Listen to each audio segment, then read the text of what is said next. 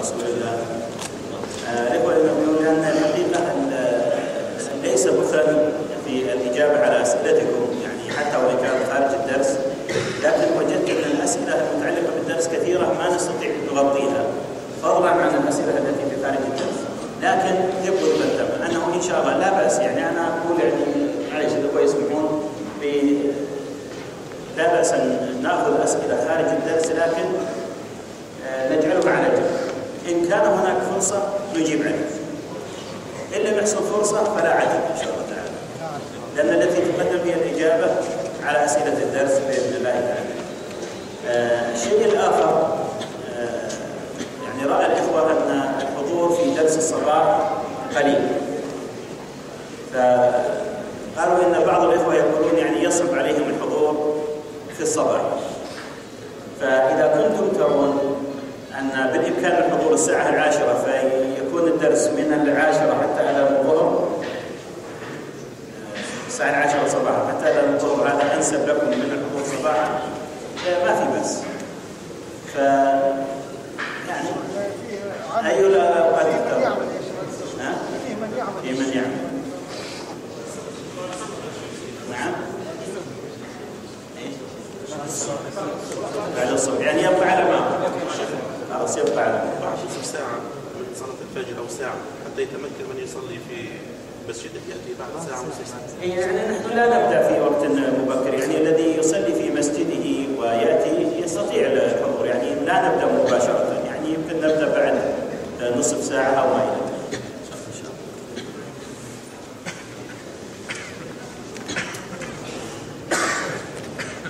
وما بقي إلا يومان، بكرة وبعد بكرة.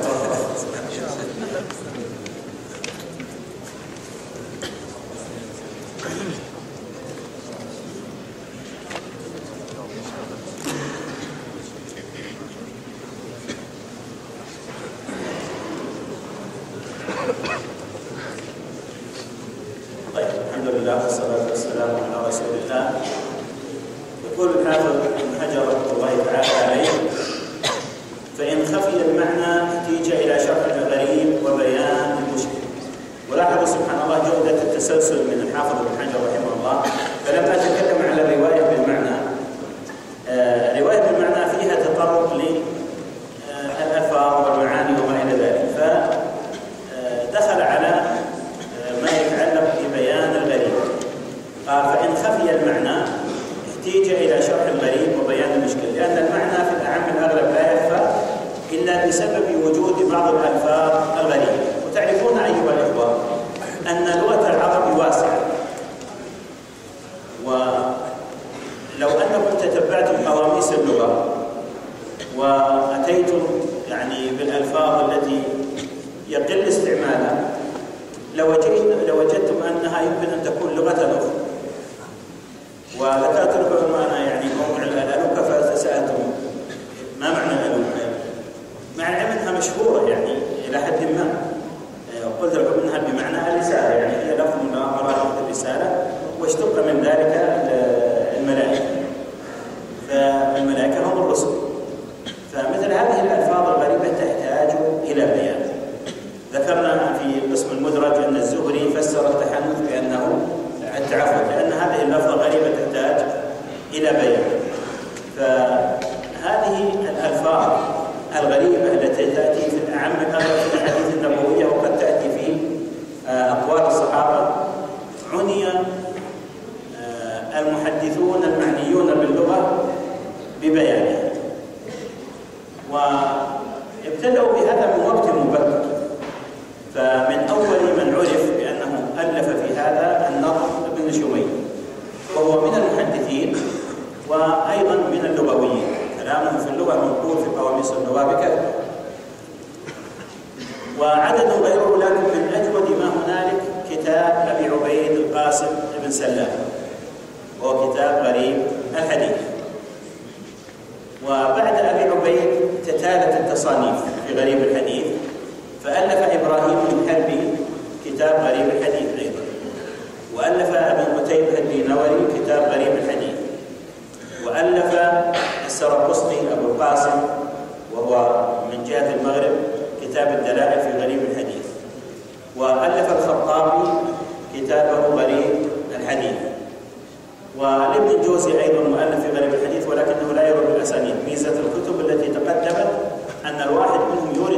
بسنده.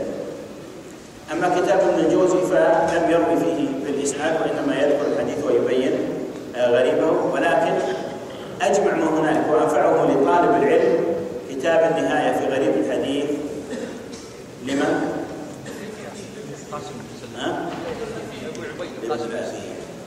فابن أثير رحمة الله تعالى عليه جاء للكتب التي تقدمت ووجد أن ترتيبها فيه صعوبة على طلبة العلم فعلا، يعني لا تكاد تعثر على الحديث، اللهم إلا أن يكون ذلك الكتاب مفهرسا، فإذا رجعت إلى الفهرس دلك على الكلمة. وأما ترتيب المصنف نفسه فإنه يعسر الوقوف على الحديث فيه وعلى اللفظة التي تريد. لكن ابن الأثير رحمة الله تعالى عليه في كتابه النهاية ألا يرتب هذه الألفاظ على الحروف الأبجدية. فإذا جئت مثلا للتحنث ترجعها إلى أصلها وهو حنث، فتذهب إلى حرف الحاء ثم بعدها نون وهكذا، فتعثر على اللفظ الذي تريده وتجده يبين ذلك بيانا مختصرا شافيا يغنيك عن الرجوع لتلك الأمهات. كذلك أيضا كتب اللغة تعنى ببيان هذه الألفاظ الغريبة، لأن كتب اللغة استمدت معظم مادتها من كتب غريب الحديث. فلو أن كل لفظة من الألفاظ التي توجد في قواميس اللغة وهي مستمدة من كتب غريب الحديث قيل لها اذهبي إلى مكانك ما بقي فيها إلا النزر واليسير. فإذا يعني كتب غريب الحديث هي من كتب اللغة، وكتب اللغة تعنى بغريب الحديث كذلك، ولكن كتب غريب الحديث اقتصرت على غريب الحديث، وأما كتب اللغة فتوسع مادتها لغير الألفاظ الغريبة في الأحاديث. طيب، قال احتيج إلى شرح الغريب وبيان المشكل، ليس فقط شرح الغريب وإنما حتى بيان المشكل. بيان المشكل هذا يأتي في بعض الأحاديث، وذكرت لكم شيئا من هذا. فقد تكون هناك بعض الألفاظ أو الجمل المشكلة في بعض الأحاديث، فتحتاج إلى من يفسر معناها ويبينه ويوجهه توجيها صحيحا سليما من العلماء. ومن أجود من قام بذلك الطحاوي رحمة الله تعالى عليه في كتابه شرح مشكل الآثار. فيأتي الحديث، ذكرت لكم مثالا على هذا، من يذكر المثال؟ مثال على المشكل في الحديث. وما آفة الأخبار يذكرها آفة العلم لا يصلي الرجل مثلت بحديث النزول، نزول الرب جل وعلا في الثلث الأخير من الليل، وأن هذا الحديث مشكل في معناه، فيتطرقون لهذه الألفاظ المشكلة ويبينون معناها. طيب، قال الحافظ رحمة الله تعالى عليه: ثم الجهالة، يعني من أسباب الطعن في الراوي الطعن فيه بسبب الجهالة. ثم أخذ يتكلم على الجهالة. ما سببها؟ قال: سببها أن الراوي قد تكثر العيوب، يعني أوصافه، فيذكر بغير ما اشتهر به لغرض، يعني هناك سبب يدفع لذكره بغير ما اشتهر به، وصنفوا فيه الموضح. يعني هذا أحد الأسباب المورثة للجهالة. قد يكون الراوي معروفا ليس مجهولا، ولكنه ذكر باسم أو نسب نسبة أو كنية بكنية فلم يبتدأ إليه، فصنفوا فيه الموضح. يعني ما نعرف أنه صنف فيه بهذا الاسم إلا الخطيب البغدادي بكتابه الموضح لأوهام الجمع والتفريق. والخطيب البغدادي رحمه الله ألف هذا الكتاب لا لهذا القصد وهذا الغرض الذي ذكره الحافظ بن حجر، بل مادته أوسع من هذا.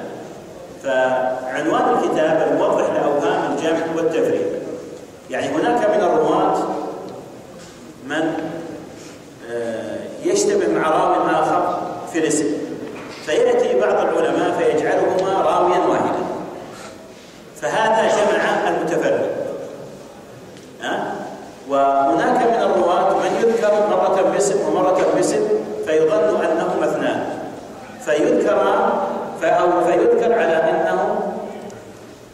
على أنهما رجلان، فهذا تفريق المجتمع. فالخطيب البغدادي يقول الموضح لأوهام الجمع والتفريق، يعني من وهم من أهل العلم فظن الاثنين واحدا أو ظن الواحد اثنين، فالخطيب البغدادي رحمه الله يقوم بتفصيل هذا. وقد ركز في كتابه هذا على كتاب التاريخ الكبير للبخاري وعني به بالإضافة إلى بعض الكتب الأخرى، لكنه ركز على التاريخ الكبير للبخاري لأن البخاري حصل له بعض الاجتهادات في مثل هذه المسائل، ولأجل مكانة البخاري وأن كلامه يكون له أثر عني به الخطيب البغدادي، لأن الخطأ من الكبير كبير بلا شك. طيب، يقول وقد يكون مقلا. طبعا يقول هنا قد تكثر نعوته فيذكر بغير ما اشتهر به لغرض. ذكرنا في مبحث التدليس تدليس الشيخ ليس كذلك، وعرفنا أن من المحدثين من ينسب شيخه أو يسميه أو يكنيه بما لا يعرف به أو لم يشتهر به، فقد يعسر الوقوف على هذا الراوي. ضربت لكم مثالا بمحمد بن نعيم الضبي الذي هو أبو عبد الله الحميد. فهذا من ذاك، يعني حقيقة أنا يعني لما كتبنا كتاب في ضرر فوائد المجموعة يعني ظننت أنه مجهول، يعني لم أقف له على ترجمة. فهذا من أسباب الجهالة، أن الراوي قد تكثر نعوته أوصافه فيذكر بغير ما اشتهر به لغرض. طيب، ما الغرض الحامل على هذا؟ التنوين. يعني الذي ذكر أبا عبد الله حاكم باسم محمد بن نعيم الضبي قصده التنوين، يمكن أنه أكثر من ذكر اسمه فأراد أن ينوع، هذا محتمل. لكن هناك أغراض أخرى من جملتها أن يكون ذلك الراوي مجروحا، وهذا يحصل في بعض الرواة المشهورين بالكذب، مثل محمد بن سعيد بن قيس المصروف في الزندقة. يقولون إن اسمه قلب على نحو 100 اسم. يصنع ذلك بعض المدلسين الذين لا يتحرون في الرواية، فيذكرونه باسم لم يشتهر به. كذلك أيضا محمد بن السائب الكلبي، منهم من يقول محمد بن السائب، منهم من يقول حدثنا أبو السائب، منهم من يقول حدثنا أبو حماد، منهم من يقول حدثنا أبو هشام، منهم من يقول حدثنا محمد بن هشام، يعني على أنواع كثيرة يقلبون اسم هذا الراوي. فلا شك أن هناك أغراضا تحملهم على توعير الطريق على الوصول لهذا الراوي بسبب إكثار نعوته وأوصافه. طيب، من الأسباب التي تجعل الراوي يمكن أن يوصف بالجهالة أو يكون مجهولا أن يكون هذا الراوي مقلا. يقول وقد يكون مقلا فلا يكثر الأخذ عنه وصنفوا فيه الوهدان.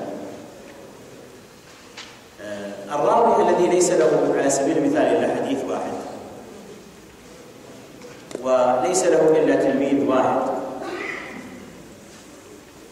فهذا يمكن أن يقال عنه إنه واحد. هناك من صنف في الوهدان مثل مسلم ابن الحجاج ألف كتابه بعنوان الوهدان. فهذا الراوي الذي بهذه الصفة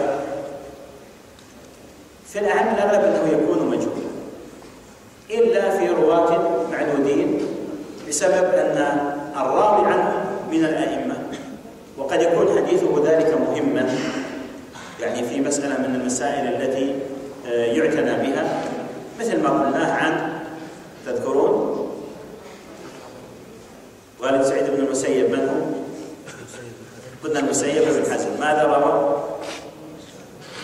روى قصة أبي طالب لما عرض عليه النبي صلى الله عليه وسلم الإسلام، وقصة مخرجة في الصحيحين، لكن ليس له إلا هذا الحديث الواحد. فهل يترك وهل يقال عنه أنه مجهول؟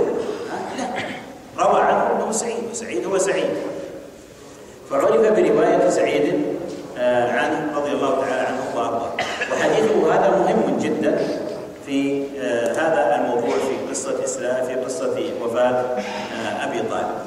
فالراوي قد لا يكثر حديثه ولا يكثر الآخذون عنه فيكون مجهولا، هذا في الأعم الأغلب، لكن قد يكون هناك بعض الاستثناءات لمثل هذه الحالة، لكن هذه من أسباب الجهالة.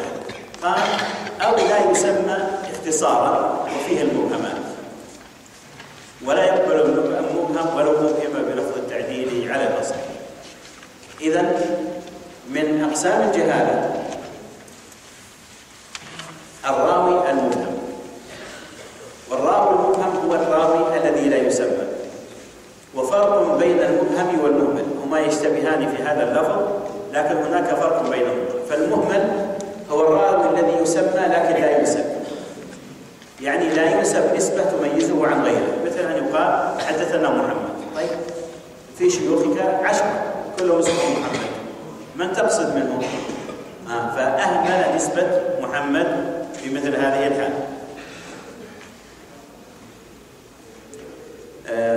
أما بالنسبة للمبهم فهو الراوي الذي لا يسمى، مثل أن يقال حدثنا رجل، أو يقول راوي حدثت عن فلان. من الذي حدثك عن فلان؟ راوي مبهم لم يفصح باسمه. أو يقول حدثني شيخ، أو حتى لو قال حدثني شيخ من الأنصار، هذا مبهم لأن الأنصار كثر، وهكذا. فالراوي هذا الذي لا يسمى هذا هو المبهم، والراوي الذي يسمى ولكن لا ينسب هذا هو المبهم. ونحن موضوعنا في الراوي المبهم. فيقول الحافظ أو لا يسمى اختصارا، يعني كلمة اختصارا هذه إحسان ظن من الحافظ بن حجر بمن لم يفصح باسم ذلك الراوي، لكن قد يكون لم يسمه للشك، فيكون أخذ هذا الحديث عن أحد شيوخه ولكنه شك فيه، هل أخذه عن فلان أو فلان أو فلان؟ لكن هو متأكد من باقي الإسناد، شيخ الشيخ ومن فوقه متأكد منه، فيقول مثلا أخبرني مخبر عن فلان عن فلان ثم يذكر الإسناد، هذا يحصل.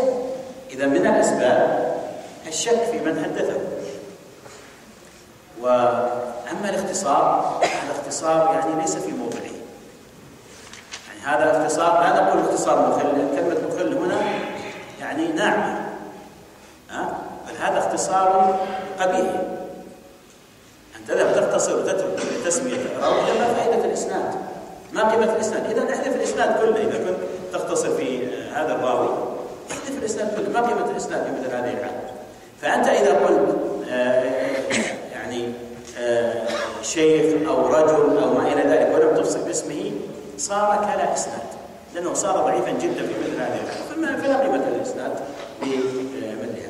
لكن إنما يقع هذا في الأعم الأغلب بالدرجة الأولى بسبب الشك في ذلك الذي حدثه، وقد يقع بسبب آخر، إما لكونه ضعيفا فلا يريد أن يفصل باسمه، وهذا قد يكون داخلا في الأغراض الهامة على التدريس، ولكنه أخف من التدريس لأنه أفصح بوجود الواسطة، ولكنه لم يبين اسم هذه الواسطة.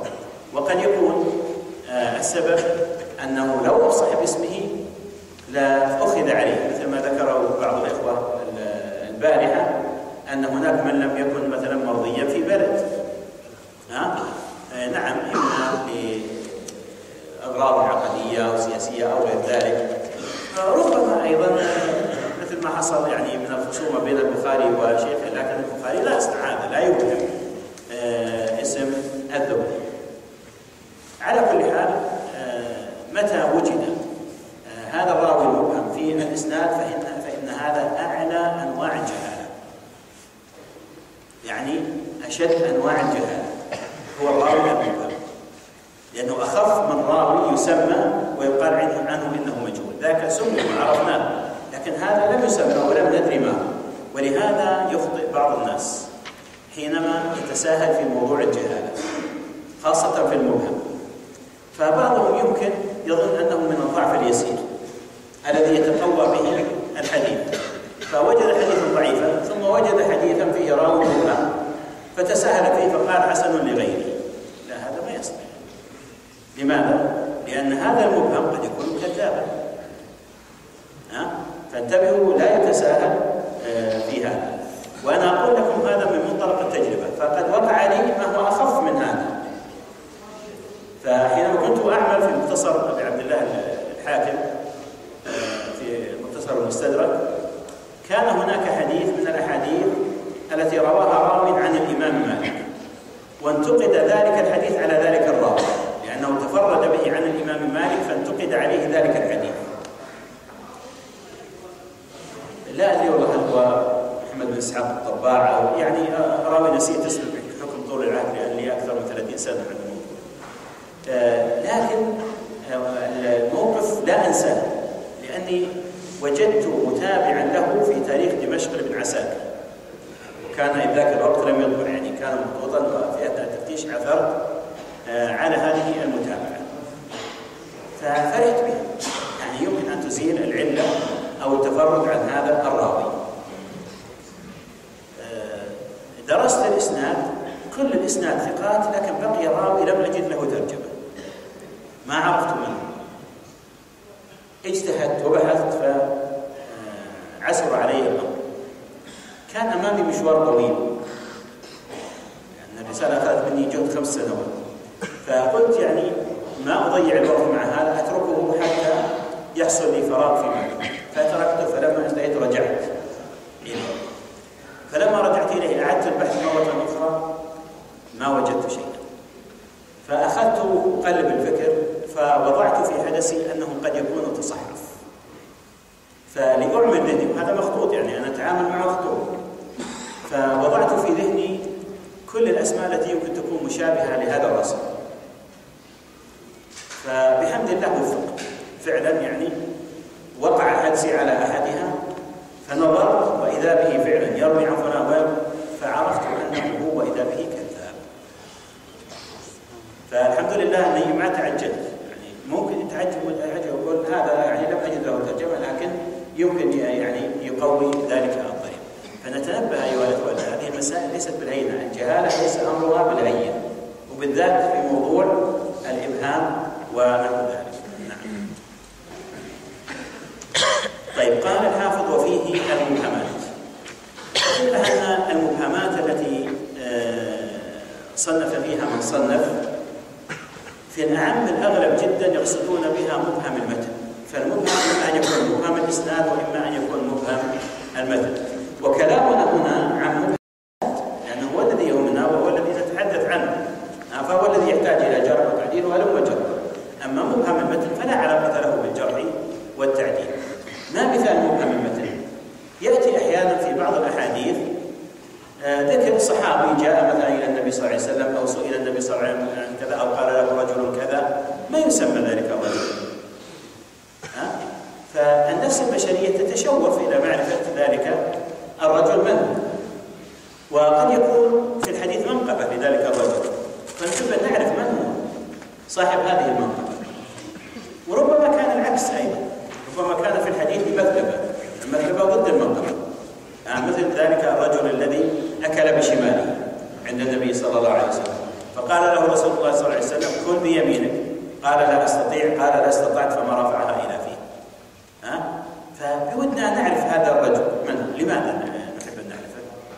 يقول بعض الذين صنفوا كأبي ولي الدين أبي زرعة ابن الحافظ العراقي حتى لا يجول الظن في غيره، حتى لا يظن بصحابي، يعني يمكن نقول هذا يعني ما دام أنه أبهم اسمه فقد بقي الظن يجول في سائر الصحابة. لكن لو حدد اسمه وعرف مثلا أنه قد يكون من المنافقين والله تعالى أعلم، أو من الأعراب الذين هم حديث عهد بإسلام أو غير ذلك، يمكن يكون الأمر أهل. على كل حال عني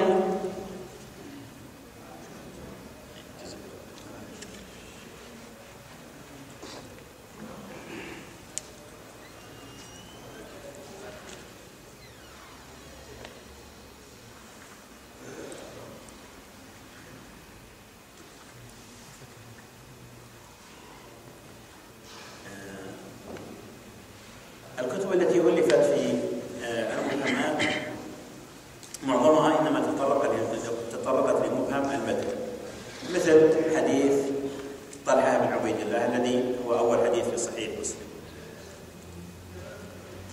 قال جاء رجل من أهل نجد ثائر الرأس نسمع دوي صوته ولا نفقه ما يقول، فإذا هو يسأل عن الإسلام إلى آخر الحديث الذي قال فيه النبي صلى الله عليه وسلم أفلح الرجل إن صدق. هذا الرجل من؟ لأن أسئلته للنبي صلى الله عليه وسلم أسئلة تدل على رجاحة عقل. فبمجموع الطرق، لأن هذا الحديث رواه غير طلحة بن عبيد الله، رواه أنس بن مالك، رواه أبو هريرة، تبين أنه ضمام بن سعيد. وهذا الصحابي، عسى أن لا أكون أخطأت في ذكر اسمه، وهذا الصحابي فعلا يعني أعجب به بعض الصحابة كعمر بن الخطاب رضي الله تعالى عنه، فقالوا ما زلنا نعرف رجاحة عقله من أسئلته، لأن أسئلته للنبي صلى الله عليه وسلم كما يقال كانت مليئة، فهذه منقبة له، فتبين اسمه بمجموع الروايات. هذا الذي يصنعه من ألف في المبهمات. ممن ألف في المبهمات عبد الغني بن سعيد، وهو الشيخ الخطيب البغدادي وتلميذ الدارقطني.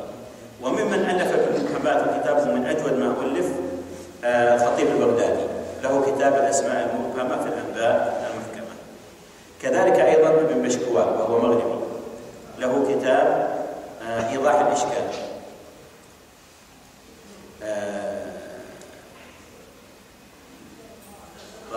إيضاح الإشكال إلا من الأخطاء. كذلك لابن طاهر المقدسي كتاب في هذا، كذلك للنووي كتاب الإشارات، لكن من أجمعها وأحسنها كتاب المستفاد من مبهمات المتن والإسناد لولي الدين أبي زرعة ابن الحافظ العراقي.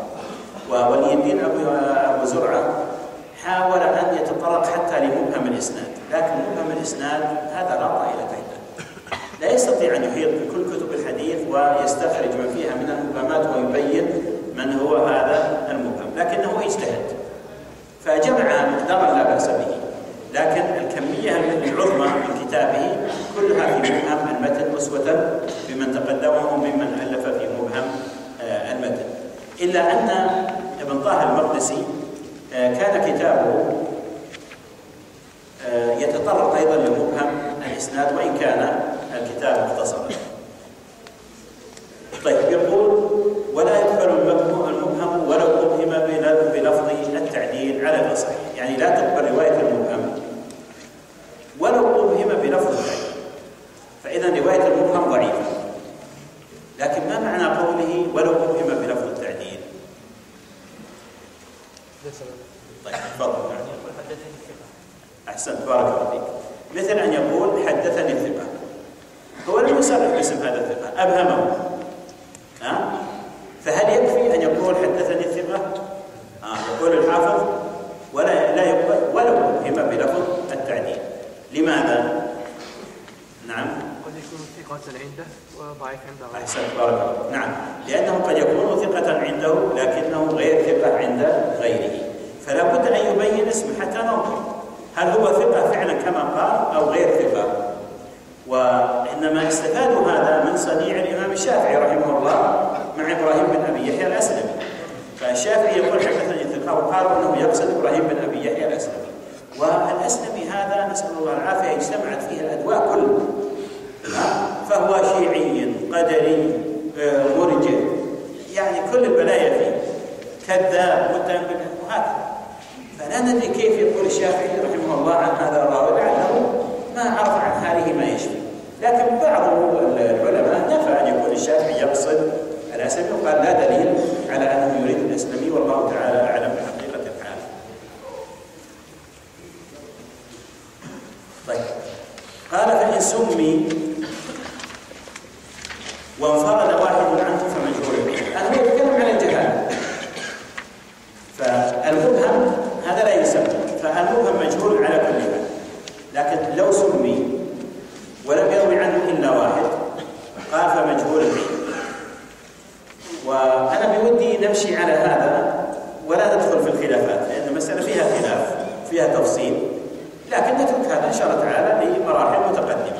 فنعرف أن الراوي الذي لا يروي عنه إلا واحد يكون مجهول العين، ويمكن أن نستثني أمرا خفيفا وهو ما لو وثق، فإذا وثقه بعض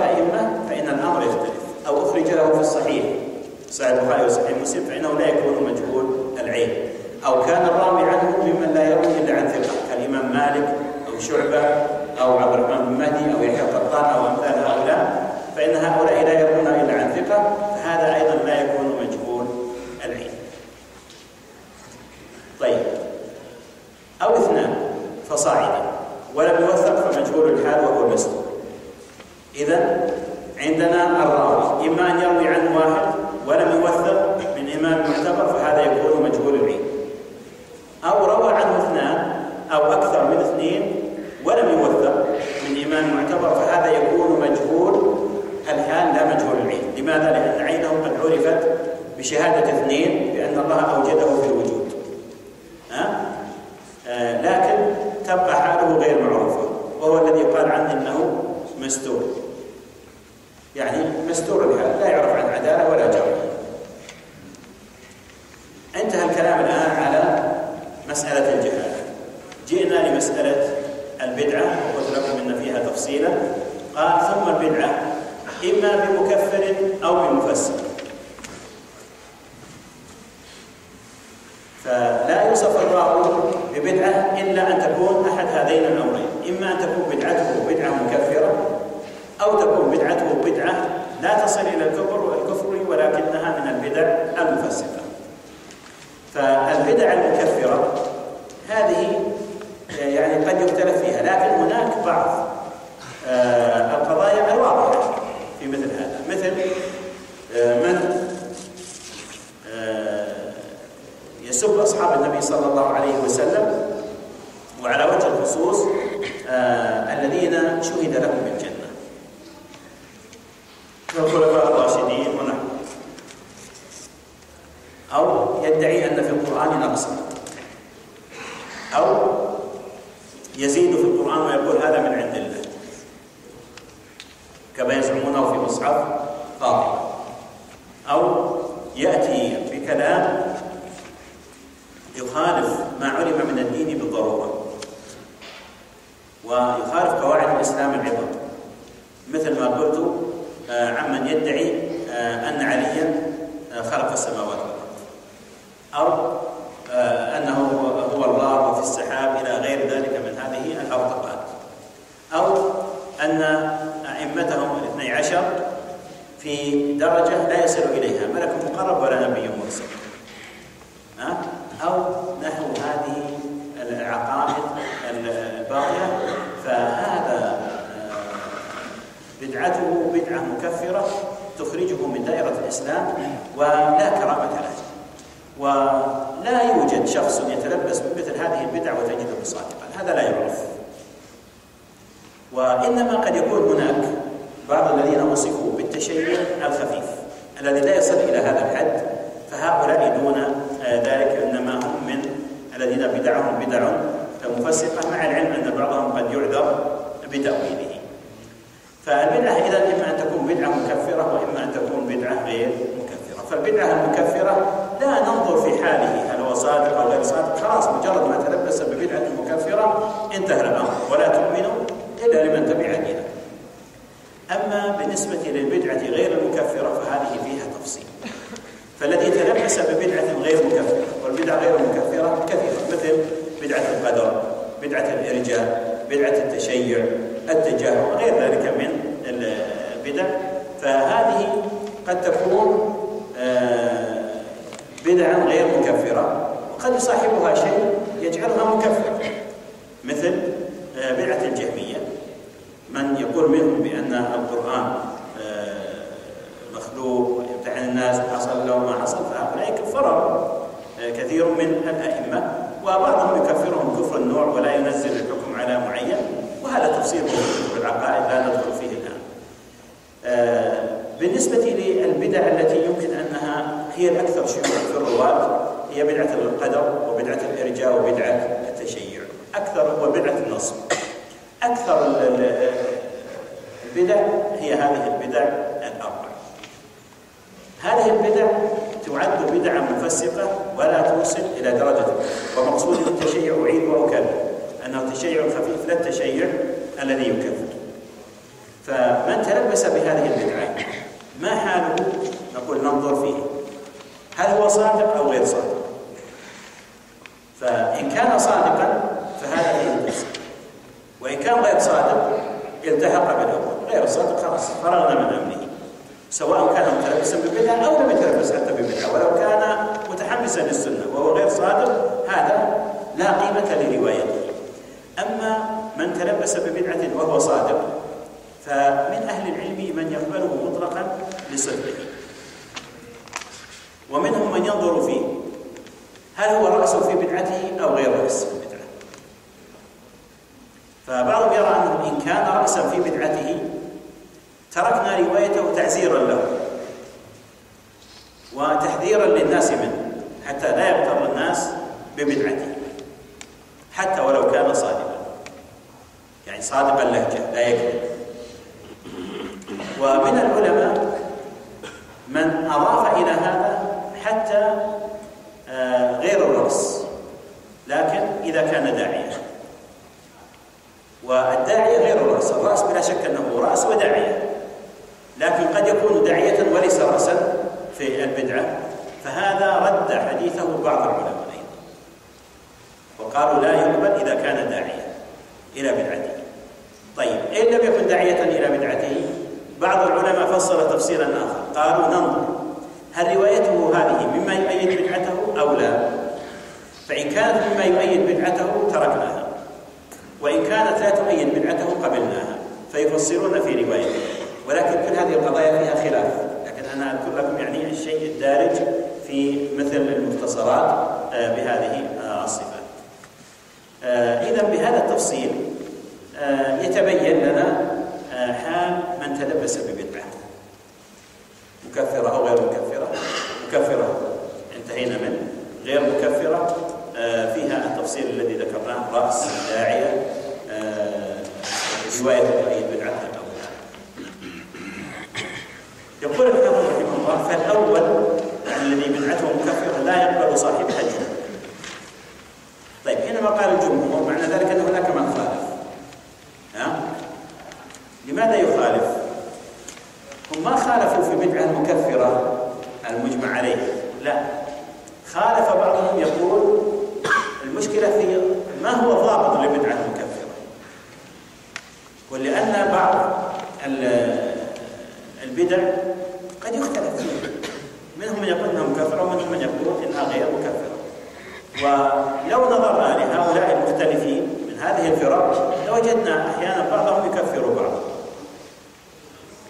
لكن الكلام الآن على أهل السنة الذين قعدوا هذه القواعد. أما المخالفون لأهل السنة فهؤلاء لا ينظر إلى قدحهم في أهل السنة. أما إذا اختلف أهل السنة في بدعة هل هي مكفرة أو غير مكفرة فلا شك أن الأحوط عدم التكفير، يعني التكفير أمر ليس بالهين، وأن تخطئ في العفو خير من أن تخطئ في العقوبة. فيحتاط المرء، لكن بإمكانه أن يستخدم بعض الألفاظ التي فيها حيطة، مثل ما قلت عن كفر النوع وكفر العين. فيمكن أن يقال مثلا هذا الكلام كفر، لكن هل تنزل على فلان وتقول فلان كافر؟ تقول له حتى تتوفر الشروط وتنتفي الموانع. فإذا توفرت الشروط وانتفت الموانع نستطيع أن نحكم عليه، ومن الشروط أن تقام عليه الحجة. فقد يكون جاهلا، قد يكون متأولا، قد يكون نازلا ذاهلا وهكذا. فهذه مسائل فيها تفصيل في العقائد لا أطيل بها. هذا السبب الذي من أجله قال الحافظ الجمهور، لأن بعضهم خالف فقط في تحديد ما هي البدعة المكفرة، ومن أشهر من خالف في هذا ابن دقيق العيد رحمه الله تعالى عليه. طيب قال: والثاني يعني البدعة غير المكفرة يقبل من لم يكن داعية في الأصح، إلا إن روى ما يقوم بدعته فيرد على المذهب المختار. إذا الحافظ بن حجر رجح الرد إذا روى ما يقوم بدعته. قال: وبه صرح الجوزجاني شيخ النسائي، يعني هذا مذهب للجوزجاني، والجوزجاني كان شديدا على الشيعة، كلامه فيهم شديد. ولذلك إذا وجدتم الراوي فيه خلاف بين أئمة الجرح والتعديل ووجدتم عبارات شديدة للجوزجاني في حقه فانظروا هل هو شيعي. فإذا كان شيعيا فكلام الجوزجاني في الشيعة شديد فلا يؤخذ على ظاهره. نعم يوصف هذا الراوي بأنه شيعي، لكن لا يسلم بكلام الجوزجاني لأنه يستخدم عبارات قوية جدا، زائد ضال منحرف إلى غير ذلك من العبارة. طيب، ذكر الحافظ بعد هذا أيضا أمرا آخر من أنواع الجرح وهو سوء الحفظ. قال: ثم سوء الحفظ إن كان لازما يعني للراوي فالشاذ على رأي. تذكرون ذكرت لكم في الآية البارحة أن هناك من يسوي بين الشاذ والمنكر ولا يفرق بينهما، فيجعل الكلام عليهما واحدا. وفي الأعم الأغلب أن كلام الأئمة القدامى يستخدمون فيه لفظ المنكر ولا يستخدمون لفظ الشاذ إلا نادرا، فأكثر الاستعمال للفظ المنكر. فيقول هنا سوء الحفظ إن كان لازما يعني للراوي فالشاذ على رأي، يعني حديثه شاذ على رأي من؟ على رأي من لا يشترط في الشاذ المخالفة، هذا شيء، وعلى رأي من يسوي بين الشاذ والمنكر. أي نعم. أو غالبا يعني المقصود بالملازم أنه منذ أن عرف بالرواية وهو سيء الحفظ، فهذا يقال لحديث الشاذ. أو طارئا، من هو الذي يطرأ عليه سوء الحفظ؟ هو المختلط، إما لكبر سن أو لمرض أو لحادث وقع له أو لغير ذلك. فالاختلاط يكون له سبب من الأسباب، منهم مثلا من يقع عن الدابة، فمثلا يحصل لرأسه ضربة تغير من عقله، ومنهم من يفجع بحادثة كاحتراق بيته أو احتراق كتبه، ومنهم من هو بسبب كبر السن وغير ذلك من الأسباب. نعرف أنها أسباب تعلق ببني آدم لكن تؤدي إلى فساد العقل. والمقصود بالمختلط هو من فسد عقله بحيث اختلط عليه حديثه فلم يعد يميز. وفرق بين المختلط وفرق بين من تغير حفظه. تغير الحفظ لا يعني فساد العقل، إنما يعني نقص الحفظ مع بقاء عقله سليما. فتغير الحفظ أثره على الراوي أخف، أما بالنسبة للاختلاط فإنه يفسد حديث الراوي الذي بعد الاختلاط. فنحتاج إلى أن نعرف من الذي روى عنه قبل أن يختلط ومن الذي روى عنه بعد الاختلاط. فالذين رووا عنه قبل الاختلاط نصحح حديثهم عنه، والذين رووا عنه بعد الاختلاط نضعف حديثهم عنه. والذين أشكل أمرهم إما أننا لم نعرف هل رووا قبل أو بعد، أو لأنهم رووا قبل وبعد، يعني ما توقفوا عن الرواية عنه لما اختلط، فهؤلاء أيضا يضعفوا حديثهم إلا إذا استبان لنا أنه حديث صحيح بموافقة غيرهم ممن روى عنه قبل الاختلاط له. وقد يكون هذا الراوي لم يعرف عنه أصلا أنه تميز حديثه الأول والآخر، بعضهم يختلط لكن لم يعرف من الذي روى عنه قبل ولا الذي روى عنه بعد، فهذا حديثه كله يكون ضعيفا الأول والآخر لأننا لم نستطع تمييزه. فهذا المقصود بقوله أو طارئا فالمختلط. طيب، قال ومتى توبع سيء الحفظ بمعتبر وكذا المستور والمرسل والمدلس صار حديثهم حسنا لا لذاته بل بالمجموع. أخونا صاحب السؤال الذي سأل يعني قرأنا سؤاله قبل المغرب، هذا جواب سؤالك يا أخي. فالحديث الذي يتقوى بمجموع الحديث الضعيف الذي يتقوى بمجموع الطرق هو هذا، لكن الحافظ بن حجر أخره هنا مع العلم أن موضعه الحقيقي لما تكلمنا على الحديث الصحيح لذاته والصحيح لغيره والحسن لذاته، كان الأولى أن نتكلم على الحسن لغيره، لكن الحافظ أخره هنا لمناسبة التسلسل الذي رأيتموه. قال ومتى توبع سيء الحفظ. لاحظوا إذن من الذي يتقوى حديثه؟ من وصف بأنه سيء الحفظ. والمستور وهو من؟ مجهول الحال، أحسنت، الذي قبل قليل مر معنا، مجهول الحال وهو المستور. والمرسل يعني الحديث المرسل لكن بالشروط التي ذكرها الإمام الشافعي. والمدلس معنى ذلك أن المدلس يكون ضعفه يسيرا، صار حديثهم حسنا لا لذاته بل بالمجهول. نعم، يكون هذا الحديث حسنا لغيره وليس حسنا لذاته. مقصوده بالمجموع يعني بمجموع الطرق. لكن هل بمجرد طريقين يكون الحديث حسنا؟ أقول كلما كثرت الطرق كان الحديث أقوى، وقد يتوقف بعض الأئمة عن تقوية الحديث بطريقين.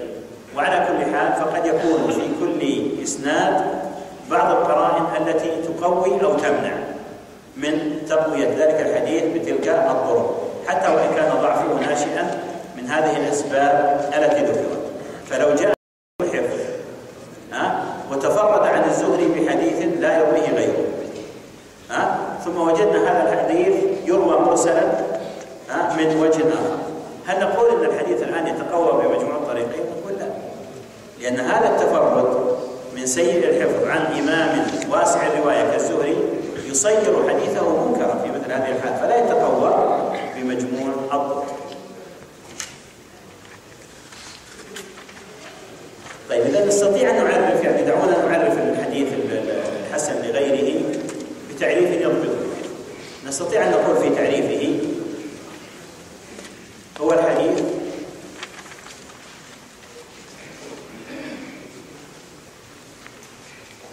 الذي كثرت طرقه فتقوى بها بشرط أن لا يكون ضعفه شديدا، أو هو الضعيف إذا تعددت طرقه بشرط أن لا يكون ضعفها شديدا.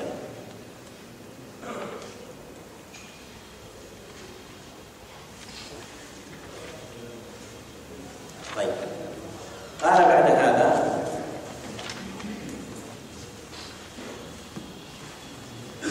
ثم الإسناد إما أن ينتهي إلى النبي صلى الله عليه وسلم تصريحا أو حكما من قوله أو فعله أو تقريره. هذه صفات للمتون سيأتي الكلام عليها إن شاء الله تعالى.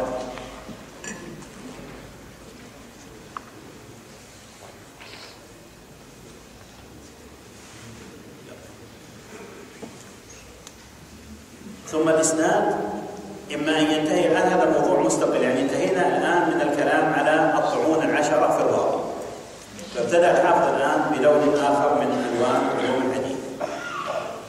قال: ثم الإسناد إما أن ينتهي إلى النبي صلى الله عليه وسلم أو إلى الصحابي أو إلى التابعي، وهكذا. يعني يتكلم هنا على ما أشار إليه أحد الإخوة لما ذكر المرفوع والموقوف والمقطوع والمجرد، وإنه سيأتي الكلام عليه. فالذي يروى عن النبي صلى الله عليه وسلم يقال له المرفوع، والذي يروى عن الصحابي يقال له الموقوف، والذي يروى عن التابعي يقال له المقطوع. طيب، لكن فيه تفصيل سنذكره. قال: ثم الإسناد إما أن ينتهي إلى النبي صلى الله عليه وسلم تصريحا مثل قوله: سمعت رسول الله صلى الله عليه وسلم، أو حكما مثل ما لو كان مما يقال عنه إن له حكم الرفع، يعني لا يصرح فيه باسم النبي صلى الله عليه وسلم، ولكن يلزم من ذلك أن يكون مرفوعا إلى النبي صلى الله عليه وسلم. مثل ماذا؟ قبل أن نأتي للغيبيات، يعني نريد بعض الأمثلة. أي نعم. الصحابي نهينا أن نفعل كذا. طيب، جيد. مثل لو قال الصحابي: نهينا أن نفعل كذا، مثل قول أم سلمة رضي الله عنها: نهينا عن اتباع الجنائز ولم يعزم عليه. نعم، هذا اللفظ لا يكون النهي إلا رسول الله صلى الله عليه وسلم، وإن لم يذكر في هذا. مثل قول أم عطية، إيش قالت أم عطية؟ ذكروني. صلاة العيد. أحسن، صلاة العيد. نعم، أمرنا رسول الله صلى الله عليه وسلم أن نخرجهن في الفطر والأضحى العواتق والحيض وذوات الخدور. في بعض الألفاظ أمرنا أن نخرجهن، وهذا. فالآمر والناهي إذا لم يفصح باسمه صلى الله عليه وسلم وقال الصحابي لا يكون إلا رسول الله صلى الله عليه وسلم، هذا مما له حكم الرفع. بقوله أو فعله أو تقريره، يكون هذا الرفع إما قولا مثل قال رسول الله صلى الله عليه وسلم إنما الأعمال بالنيات، أو من فعله مثل قول أنس رأيت رسول الله صلى الله عليه وسلم يصلي الوتر على راحلته حيثما توجهت به راحلته، هذا حكاية فعل النبي صلى الله عليه وسلم. أو تقريره مثل أكل الضبط بحضرة رسول الله صلى الله عليه وسلم، لم يكن عليهم النبي صلى الله عليه وسلم، فاستفيد من تقرير النبي صلى الله عليه وسلم لهم على حل أكل ذلك الضبط. فإذا الحديث المرفوع إما أن يكون مرفوعا قولا أو مرفوعا فعلا أو مرفوعا تقريرا، وإما أن يكون صراحة وإما أن يكون حكما. قال أو إلى الصحابي كذلك، يعني عطفا على ما سبق. إذن قد يكون الحديث جاء عن الصحابي إما قولا وإما فعلا وإما تقريرا أيضا. فربما قال التابعي سمعت عبد الله بن عباس رضي الله تعالى عنهما يقول من ترك نسكا فعليه دم مثلا، هذا موقوف على الصحابي من قوله. ومثل ما لو قال التابعي رأيت ابن عمر يمسح على خفيه، هذا يسمى موقوفا لكن من فعله.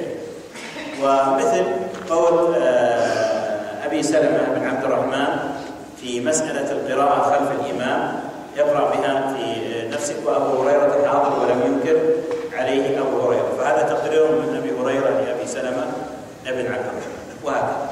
فكذلك أيضا بالنسبة للصحابي قد يكون قولا وقد يكون فعلا وقد يكون تقريبا. أيضا هو هنا جاء الحافظ ليعرف الصحابة، مع العلم أن مثل ابن الصلاح جعل تعريف الصحابة في آخر الكتاب ولم يذكر تعريف الصحابي لما تكلم على الحديث الموقوف. فالحافظ ابن حجر يجعل كل شيء في موضعه، فبدأ يعرف الصحابة فقال هو من لقي النبي صلى الله عليه وسلم مؤمنا به ومات على الإسلام ولو تخللت ردة في الأصل. طيب حينما يقول رحمه الله من لقي، هناك من أهل العلم قال في تعريف الصحابي من رأى النبي صلى الله عليه وسلم، فتعقبه الحافظ ابن حجر قال التعبير بالرؤية ليس دقيقا. لماذا؟ لأنك تنفي صحبة بعض الصحابة الذين هم غير المرسلين، مثل من؟ مثل ابن أم مكتوم. فإذا نعبر بتعبير يشمل المبصر وغير المبصر، فنقول من لقي النبي صلى الله عليه وسلم. هذا كلام وجيه وجيد، هذا التعبير جيد. من لقي النبي صلى الله تعالى عليه وسلم مؤمنا به، يعني لا بد أن يكون حينما لقي النبي صلى الله عليه وسلم مؤمنا به. أما لو لقيه وهو كافر وما أسلم بعد ذلك، أولا هل يوجد أحد بهذه الصفة؟ تذكرون أحد؟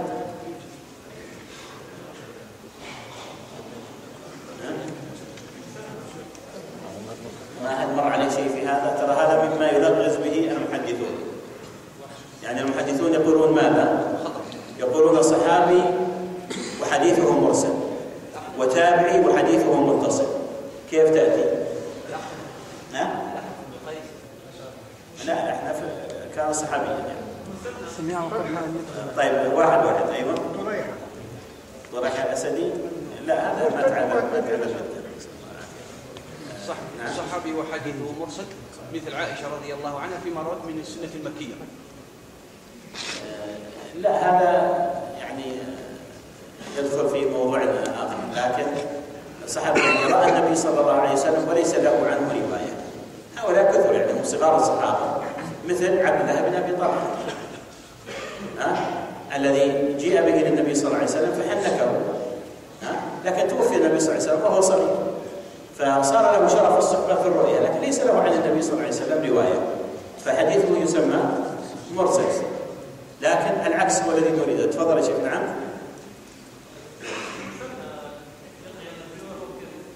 الصوت لو ترفع شوي. مثنى بن حارثة. لا أذكر أن المثنى قيل عنه أنه صحابي. تفضل.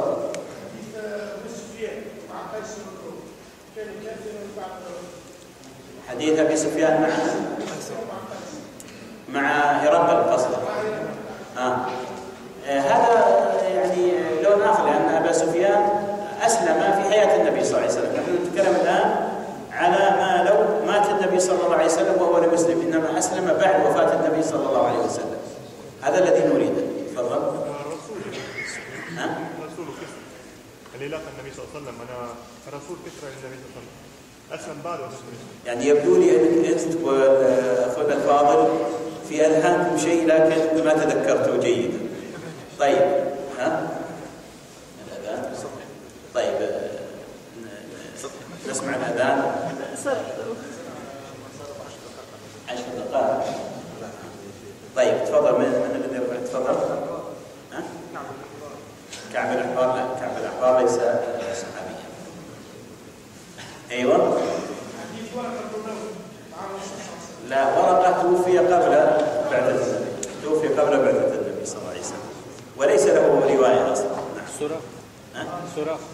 سراقة صحابي. سراقة صحابي. نضع جائزة يعني على هذا.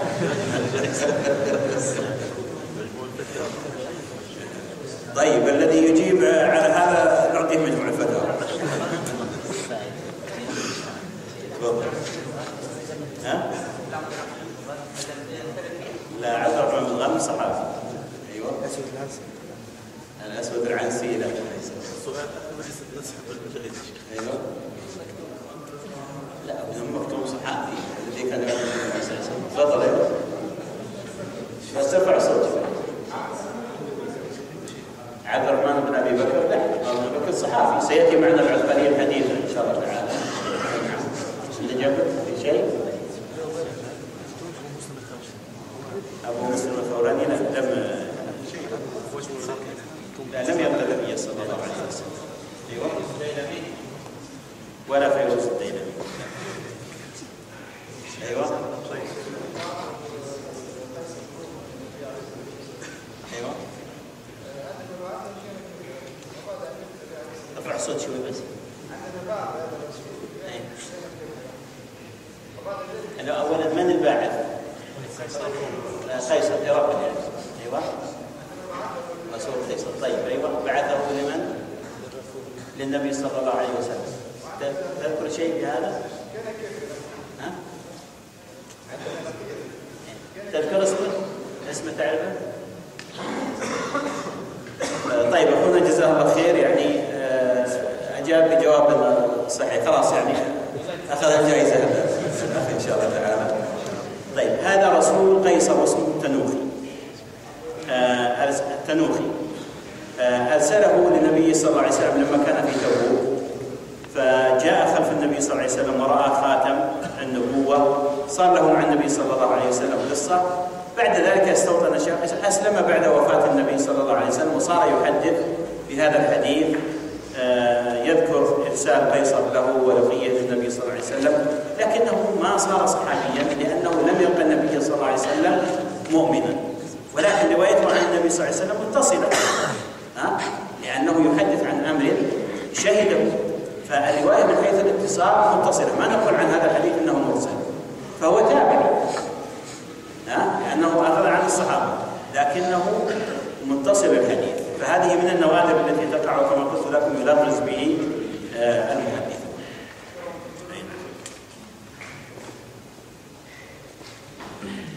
وأنا إن شاء الله تعالى نتواصل مع الأخ عبد الصمد إن شاء الله تعالى، نرسل لك النسخة.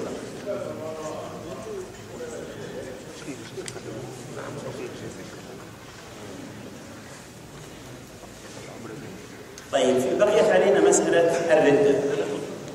قال ولو تخللت ردة في الأصح، يعني لو أن هذا الصحابي ارتد ثم بعد ذلك عاد إلى الإسلام، فهل تبطل صحبته أو لا؟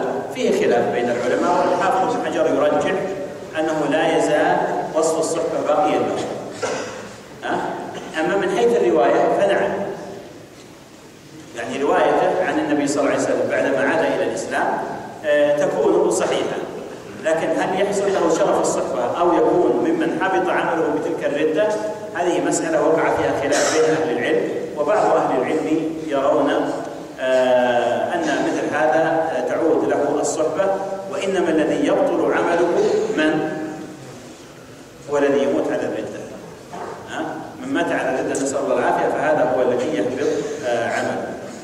الذي يعود إلى الإسلام فإنه يعود له سابق فضله لقوله صلى الله عليه وسلم: أسلمت على ما أسلفت من خير.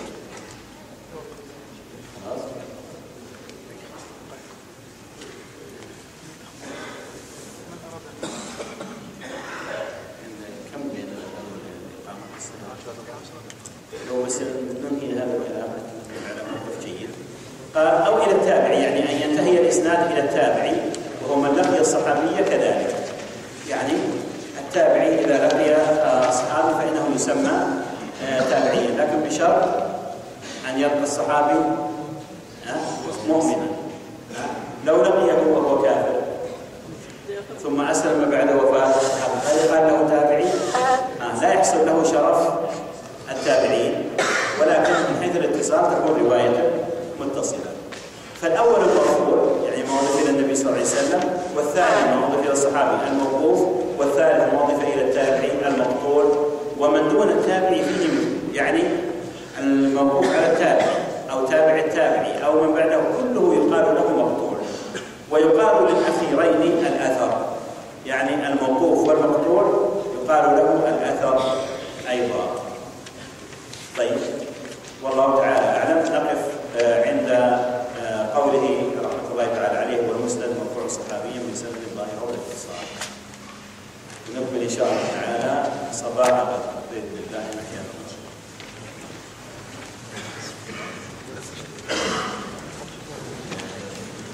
في وقت نجيب عن الأسئلة ولا بعد الأذان؟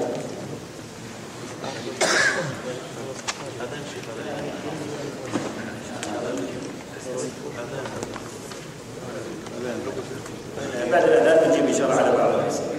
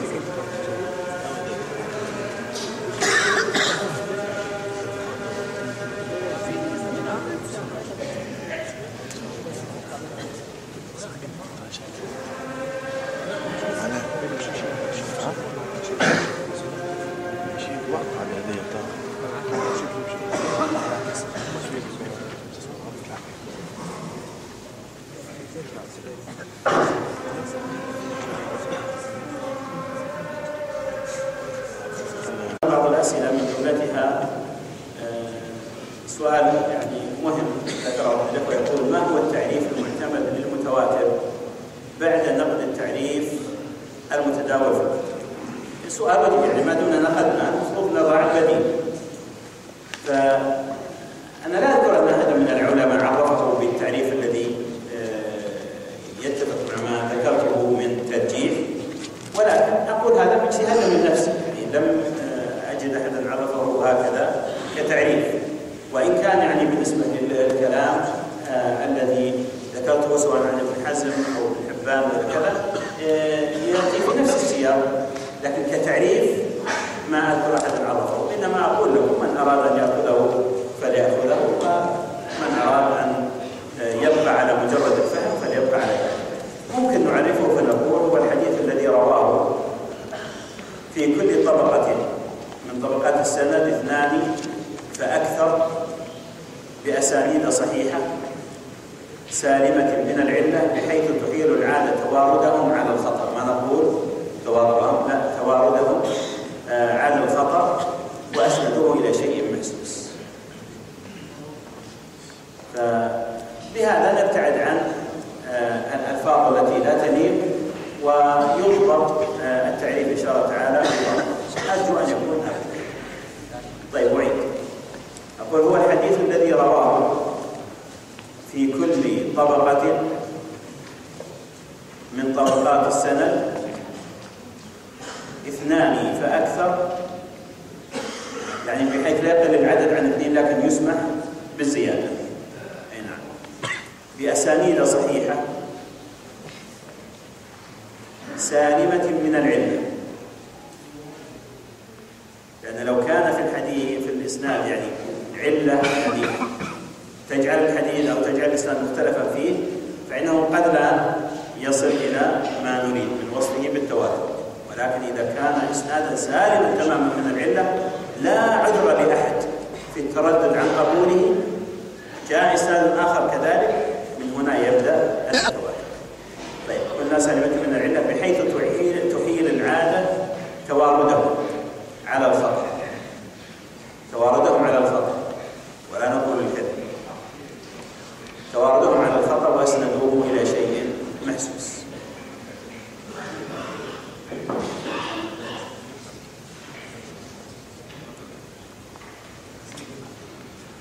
طيب، يقول أحد الإخوة في سؤاله: ذكر ابن العربي 14 طريقا لحديث إنما الأعمال بالنيات، فهل يصح أو هل تصح هذه الطرق؟ أقول ولا واحد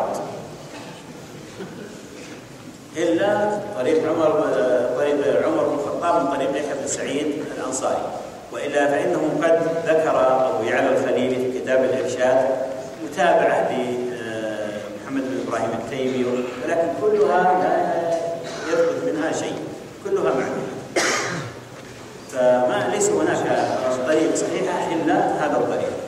وفي أحد كتب الإباضية وهو كتاب مستدرك الحميد، وهذا من العجائب، أورد طريقا لهذا الحديث من حديث ابن عباس إنما الأعمال بالنيات في إسناد يعني يزعمون أنه أصح من أسانيد البخاري ومسلم، وهذا الكتاب كله موضوع مكتوب واختلق في الأعصار المتأخرة، فليس هناك يعني طريق إطلاقا صحيح إلا هذا الطريق المعروف، وهو طريق يحيى بن سعيد الأنصاري الذي ذكرته له.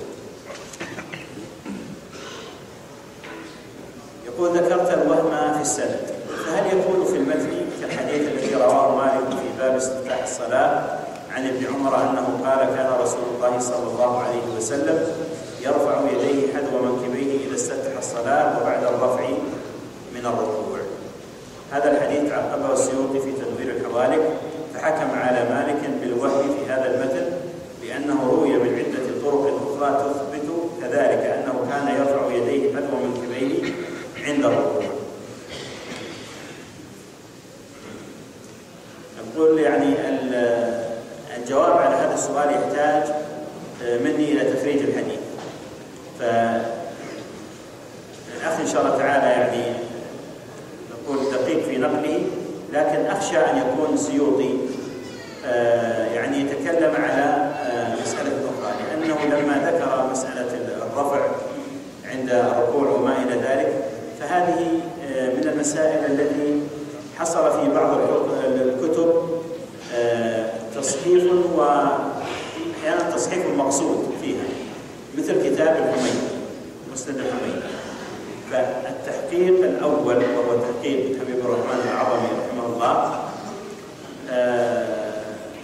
جاء في الكتاب زيادة: وإذا رفع لا يعود، يعني لا يعود إلى رفع اليدين يعني بعد الركوع. وهذه الزيادة زيادة مقحمة لا توجد في هذا الحديث، وإنما يبدو أن بعض الحنفية ألحقها في بعض النسخ، ولكن تكشفها الروايات. وكما قلت لكم عن علي بن المديني أنه قال: الحديث إذا لم تجمع طرقه لم يتبين خطأ. فلا بد من الوقوف، قد يكون يعني هذا الكلام الذي ذكرته لا علاقة له بما أراده الأخ، ولكن لا بد من الرجوع إلى الرواية حتى أعرف المقصود، وأنا لا أتذكر شيئا في الكلام الذي نقله رحمه الله تعالى.